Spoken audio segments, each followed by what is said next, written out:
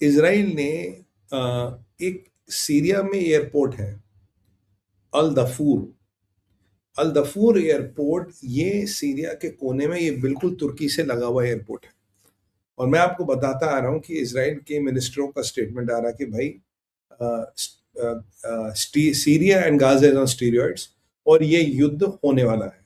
मैंने आपको बताया कि सीरिया धीरे धीरे फ्रांस की मदद से और तुर्किया की मदद से अपना एयरफोर्स को एनहांस करना चाहता है, इवन सऊदियों की मदद से एयरफोर्स को एनहांस करना चाहता है।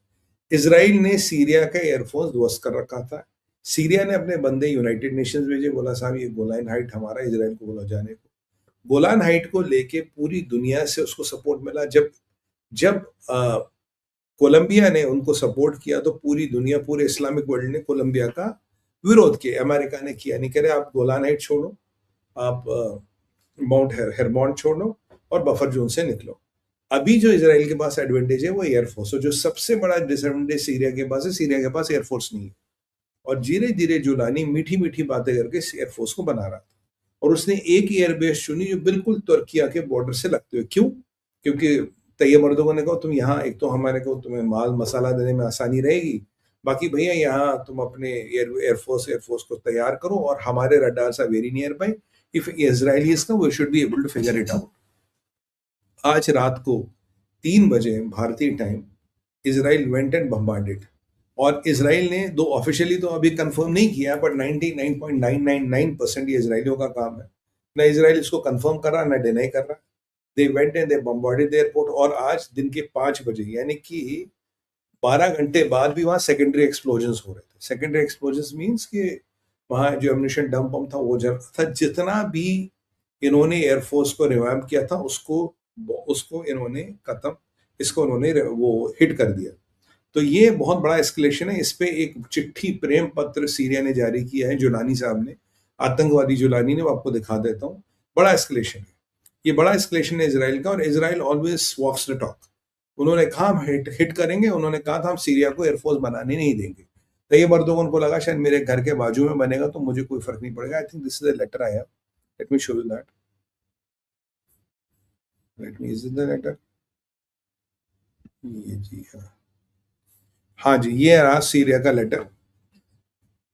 The Syrian River condemns the strongest terms the Israeli airstrikes on Abu al Dafur military airbase. It considers unjustified aggression and voluntary Syrian sovereignty and Syria stresses the conclusion of these attacks by Israel on December 2024. अरे यार, ये इसमें देखो, बेवकूफ़ों ने, since the Syrian state precise in the concept on escalation on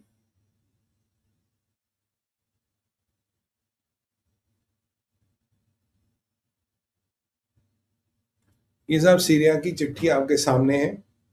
चिट्ठी इन्होंने जारी की, कह रहा जी इसराइल ने हमें ठोक दिया है और हम अपने राइट्स वाइट्स दिखाएंगे, ये करेंगे वो करेंगे। बेसिकली अगर आप ये देखेंगे, Tayyip Erdogan is propping up Syria, जो मैंने आपको बोला था पहले, he is propping up Syria and he wants Syria to be used against Israel.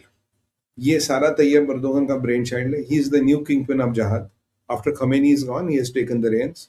तो ये अब उसको, ये उनको भड़काना, उनको बहलाने का काम कर रहा है। क्योंकि देखिए, आज ईरान के भी स्टेटमेंट से एक स्टेटमेंट आया था। अराची ने आज ट्रंप को एक धमकी दी थी। अराची ने ट्रंप को कहा था कि भाई Iran will no longer be offensive, sorry defensive. Iran offensive जा रहा है। क्यों? क्योंकि अगर आपने ट्रंप का ये वक्तव्य पढ़ा हुआ है, उसमें ट्रंप ने क्लियरली कहा the blockade will continue in full effect. तो ये चीज इनको बड़ी तकलीफ हो रही है जब आप बोलो ब्लॉकेड विल कंटिन्यू फुल, क्योंकि ईरान की अर्थव्यवस्था चरमरा गई है। 350% से ऊपर इन्फ्लेशन चला गया है, और चीन के पास खाने खिलाने के पैसे नहीं। रिजीम रियली बैंकरप्ट हो रही है, रिजीम की रियली हालत खराब हो रही है। और अगर वो ऐसी परिस्थिति में रहे तो वो slow death, they are dying a slow death. So what they option, either do surrender, जो ट्रम्प ने कल कहा था भाई तुम सफेद झंडा लेके आ जाओ, कोई बात नहीं, सरेंडर करो, या फेस द अमेरिकन आर्मी और फेस द अमेरिकन नेवी। और ईरान सबसे बड़ी गलती करेगा मेरी असेसमेंट में, if they touch the American navy, क्योंकि अमेरिका की नेवी अमेरिका का प्राइड है, if you touch the American pride, the whole sentiment of the nation will be against the people who have attacked the American Navy. ये मुझसे आप लिख के रखिएगा. If you understand America, this is how America works. America की navy को नहीं छू सकते आप. अमेरिका की आर्मी को फिर भी कुछ वो people's sentiments don't flare up. Navy को छूने का मतलब है the whole American sentiments will flare up. और अब तक लगभग 66 शिप्स को तो ये लौटा चुके हैं, 2-3 को निरस्त कर चुके हैं, 2 एक को ओवरबोर्ड कर चुके हैं. और जो खरग आइलैंड के आसपास आपका ऑयल टैंकर तेल भर रहा था, उसका भी टेक केयर कर दिया गया है. पर जो ऑयल स्पिल है ये बढ़ता जा रहा है खरग आइलैंड के पास, काशिम आइलैंड के पास, और ये धीरे धीरे धीरे धीरे इवन यमन को भी अब क्रॉस करता हुआ ऑयल स्पिल बहुत आगे जा रहा. तो परिस्थितियां अंडर कंट्रोल नहीं है. I think Iran is pushing oil into the sea, is directly pushing oil into the sea. तो यहाँ पे, क्योंकि जो अराची ने कहा था, अराची को अगर आप डिकोड करें तो अराची कह रहा है मेरे पास तो ऑप्शन ही नहीं है. अगर मैं ब्लॉकेड में ऐसे ही 2-3 महीने रहा, मैं वैसे ही मर जाऊंगा. तो मैं पाकिस्तान और चाइना से कितना स्मगल करके ले आऊंगा, मैं वैसे ही मर जाऊंगा. और आई एम वेटिंग कि कैस्पियन सी को कब ब्लॉक किया करें America. I have been appealing to American कि आप कैस्पियन सी को ब्लॉक करें, और जो पाकिस्तान से रोड जाती है अंदर, start bombing that as soon as trucks और दोस हेवी ट्रांसपोर्टर स्टार्ट.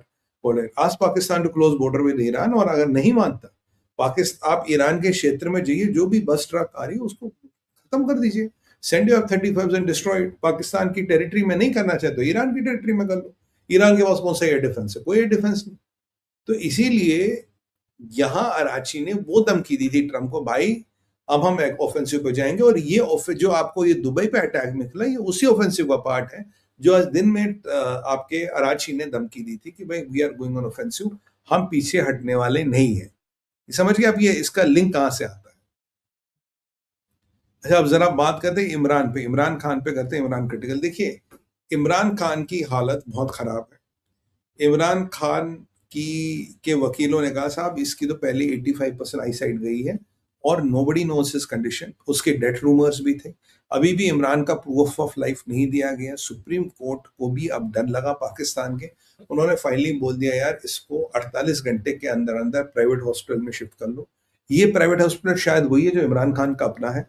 और एक मेडिकल बोर्ड का गठन किया जाएगा जो उसकी देखरेख करेगा. उसमें इसकी सिस्टर जो डॉक्टर है वो होगी और इसका फैमिली डॉक्टर भी होगा. 1 महीने तक इमरान खान वहां रहेगा.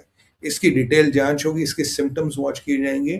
क्योंकि जो मेरा असेसमेंट है भाइयों बहनों, मैंने आपको पहले भी बताया था, मुझे लगता है इमरान खान को स्लो पॉइजन पे डाला गया है जो धीरे धीरे धीरे धीरे काम करता है.